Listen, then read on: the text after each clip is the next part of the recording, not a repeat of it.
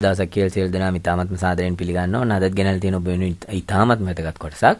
අද අපි බලමු කෑෂ් මෙමරි කියන්නේ මොකක්ද කියලා. මේ වචන හුඟක් අය අහලා තියෙනවා. නමුත් හුඟක් කට්ටිය මේක දැකලා නැහැ. හුඟක් කට්ටිය මේක දන්නේ නැහැ. තවත් කට්ටිය හිතන් ඉන්නවා මේ කෑෂ් මෙමරි කියන්නේ අලුත් වචනයක්. මේක මේ අලුත් කම්පියුටර්ස් වල ෆෝන් වල තියෙන දෙයක්. පරණ ඒවායි නම් මේක නැහැ කියලා. හරි.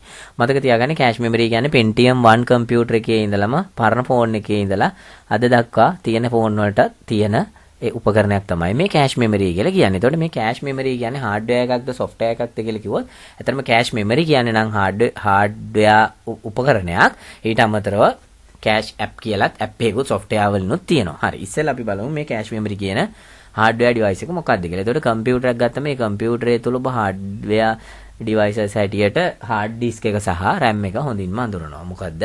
හાર્ඩ් ඩිස්ක් එක සහ RAM එක. හાર્ඩ් ඩිස්ක් එකේ සියලුම දත්ත ගබඩා කරලා තියෙන අතර කම්පියුටරේ වැඩ කරන වෙලාවට ඒ අවශ්‍ය ප්‍රෝග්‍රෑම් හાર્ඩ් ඩිස්ක් එකෙන් RAM එකට ගෙනල්ලා RAM එකේ තාවකාලිකව රඳවාගෙන තියාගෙන වැඩ කරලා නැවතත් කරන්ට් එක ඕෆ් වුණ ගමන් පවර් ඕෆ් කර ගමන් හાર્ඩ් ඩිස්ක් එකට ගමන් කරනවා. එතකොට අපි මේවට වෝලටයිල් නන් වෝලටයිල් මෙමරි කියලාත් කිව්වා. මේවා ගැන ඉතාම හොඳින් ඔබට කියලා දුන්නා. හරි. එතකොට කෑෂ් මෙමරි කියන්නේ එතකොට මේ හાર્ඩ් ඩිස්ක් එකේ තියෙන කෑල්ලක්ද RAM එකේ තියෙන කෑල්ලක්ද ওই දෙකටම අයිති නැති කෑල්ලක්ද? ඔන්න ඔයගේ ප්‍රශ්න රාශියක් අපිට මුහුණ දෙන්න සිද්ධ වෙනවා මේ වගේ එකක් දැක්කම. ඇත්තටම මම දන්නවා කෑෂ් මෙමරි කියන එක ෆෝන් එකේදී ගොඩක් දුරට ඔබට හම්බ වෙනවා. එතකොට හුඟක් කට්ටිය හිතන් ඉන්නවා හරි මේ කෑෂ් මෙමරි කියන්නේ එහෙමනම් සොෆ්ට්වෙයාර් එකක් තමයි කියලා.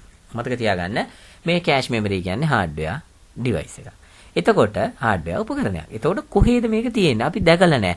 අපි කවදාවත් කම්පියුටර් එක හાર્ඩ් ඩිස්ක් මාරු කරාට RAM මාරු කරාට කෑෂ් මෙමරි මාරු කරලා නැහැ. එතකොට මේ ඔබට දිස් වෙන්නේ පරණ කම්පියුටර් එකක්. පරණ කම්පියුටරේ මේ ඔබට දිස් වෙන්නේ ප්‍රොසෙසර් එක. ඊට අමතරව ඔබට පේනවා මෙතන chip IC ටිකක් තියෙනවා.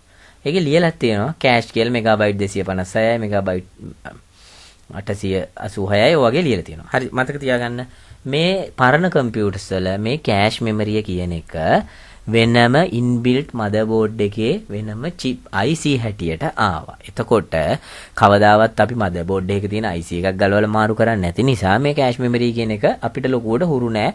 මොකද hard disk එක RAM එක processor මාරු කරාට මේක ඉන්බිල්ට් එන එකක් නිසා අපි මාරු කරන්නේ නැති නිසා. එහෙනම් මේක තමයි ඔබට කියන්න තියෙන්නේ.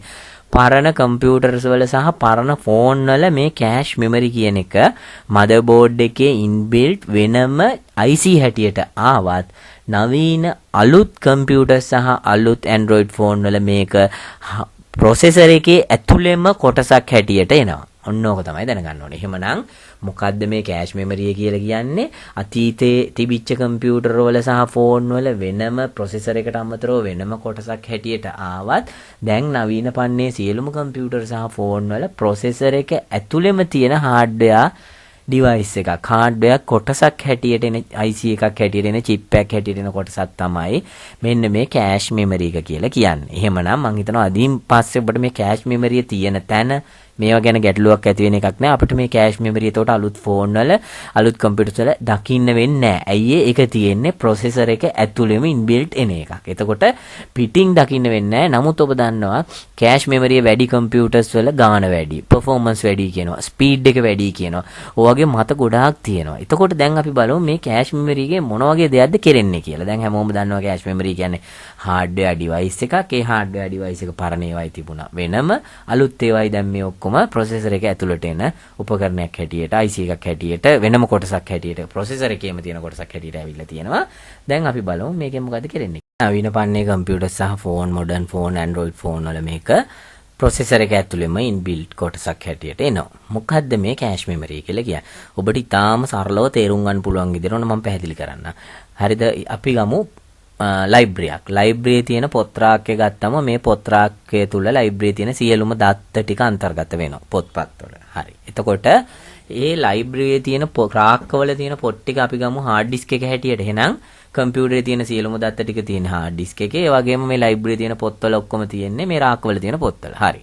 දත්ත තියෙන්නේ. ඊට පස්සේ මම හැමදාටම පාවිච්චි කරන මට ඕනම කියන පොත් පහක් විතර ගෙනල්ලා මගේ මේසෙ උඩින් තියාගන්නවා. හරි. එතකොට මම වැඩ කරන වෙලාවට මම නැගිටලා ගිහිල්ලා ලයිබ්‍රරිය රාක්ක වලින් අර පොත් ගන්න නැතුව කෙලිම මේසෙ උඩ තියෙන පොත පෙරලන්න පුළුවන්.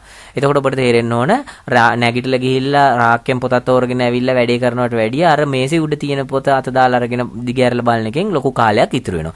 එතකොට මේ කම්පියුටර් වල එතකොට ගත්තම මේකේ පොත් රාක්කේ නිකන් හાર્ඩ් ඩිස්ක් එක වගේ. අර මේසෙ උඩ තියෙන පොත් පහ ගත්තම RAM එක වගේ. අතනින් ගෙනල්ලා මග තියාගෙන ඉඳලා తాවකාලිකව වැඩේ කරලා අවසානයේ වැඩ ඉවර වුණාට පස්සේ ගිහිල්ලා දානවා. හරිද?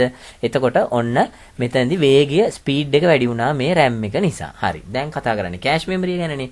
එතකොට ඔය පොත් අතරිනුත් මම එක පොතක් ගෙනල්ලා තෝරලා අර පොත් පහිනුත් එකක් ගෙනල්ලා තෝරලා මම තියාගෙන අතේම තියාගෙන බැලුවොත් මට රාක්කකින් පොත් තෝරනවට වැඩිය අර පොත් අතරින් පොතක් තෝරලා ගෙනල්ලා බලනවට වැඩිය මගේ අතේ තියෙන පොත දිග ඇරලා බලන එකට අඩු කාලයක් තමයි ගත වෙන්නේ. සරල බවක් දැනෙනවා අර ඔක්කොටම වඩා. එහෙමනම් කෑෂ් මෙමරි එක කියලා කියන්නේ අපි නිතර පාවිච්චි කරන දේවල් ගත්තම එයා RAM එකකිනුත් අරගෙන තමන්ගේ මෙමරියෙන් කොටසක් ප්‍රොසෙසර් එක ඇතුලේ මෙන්න මේ කෑෂ් මෙමරිය තුල ගබඩා කරගන්නවා. එතකොට කම්පියුටරේ ඒක වැඩ කරන වෙලාවේදී ෆෝන් එකේ ඒක වැඩ කරන වෙලාවේදී එයා RAM එකටවත් hard drive එකටවත් යන්නේ නැහැ. ක්ෂණිකව අර ප්‍රොසෙසර් එකේ තියෙන කෑෂ් මෙමරි එකෙන් ওই දත්ත ටික අරගෙන වැඩේ කරනවා. එතකොට මේක తాවකාලික මෙමරියක් හැටියට මෙයා තියාගත්තත් මේ කෑෂ් මෙමරිය තුල ගබඩා කරගෙන තියෙන දත්ත ප්‍රමාණය යම් කිසි ප්‍රමාණයක්ද ඒ ටික පිරෙනකන් එයාට පුළුවන් වැඩක් කරගන්න ඉතාමත් වේගවත්ව.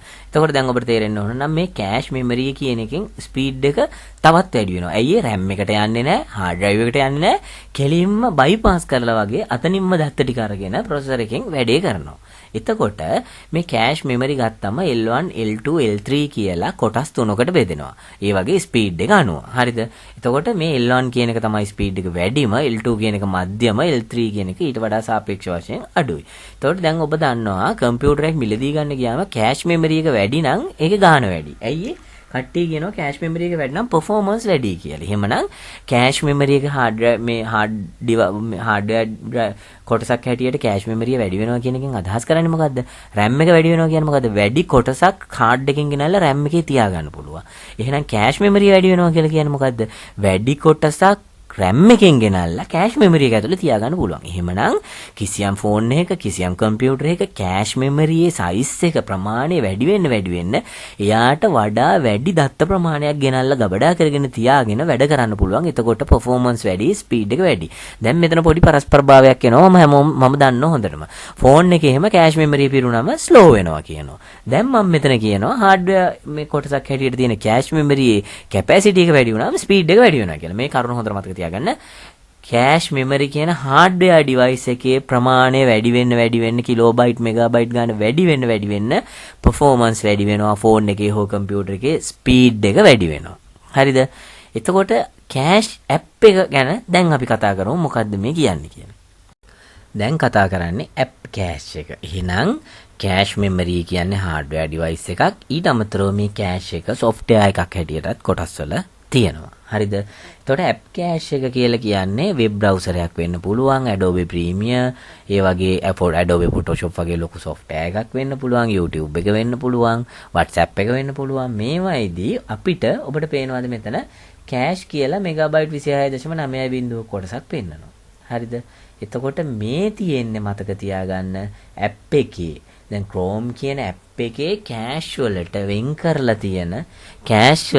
කරලා තියෙන කිසියම් මෙගාබයිට් ප්‍රමාණයක්. එතකොට මේ කෑෂ් එකෙන් මොකද්ද කරන්නේ? දැන් හිතන්න ඔබ Google යනවා නම් Google යනකොට අපි නිතරම යන සයිට් වලට අදාළ දත්ත ටික එයාගේ ඇප් කෑෂ් එකේ ලෝඩ් කරලා ගබඩා කරලා තියාගන්නවා.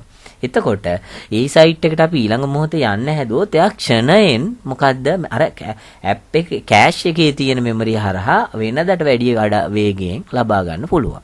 හරිද? එතකොට මේක තමයි මේ කෑෂ් එක කියලා කියන්නේ ඇප් එක.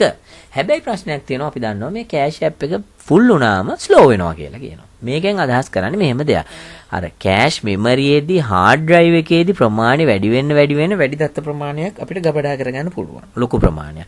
මෙතන කියන්නේ එහෙම දෙයක් නෙවෙයි. මේක අර පොත් උදාහරණෙම ගත්තොත් පොත් මේසේ උඩ පොත් 100ක් විතර ගෙනල්ලා අපිලිවෙලට තියලා ගත්තොත් ගොඩක් පුරව ගත්තොත් මට අවශ්‍ය පොත තෝරගන්න බැරි වෙනවා. ඒ වගේ මෙතන මේ කෑෂ් එක තුල මෙගාබයිට් ප්‍රමාණය වැඩි වෙලා data විශාල ප්‍රමාණයක් තිබුණොත් මේක වැඩ කරන වෙලාවට process කරන වෙලාවට අර දත්ත ඇසුරින් අරක ක්ෂණිකව search කරලා සොයා ගැනීම අපහසුයක් වෙනවා කෑෂ් එක පිරිච්ච නිසා.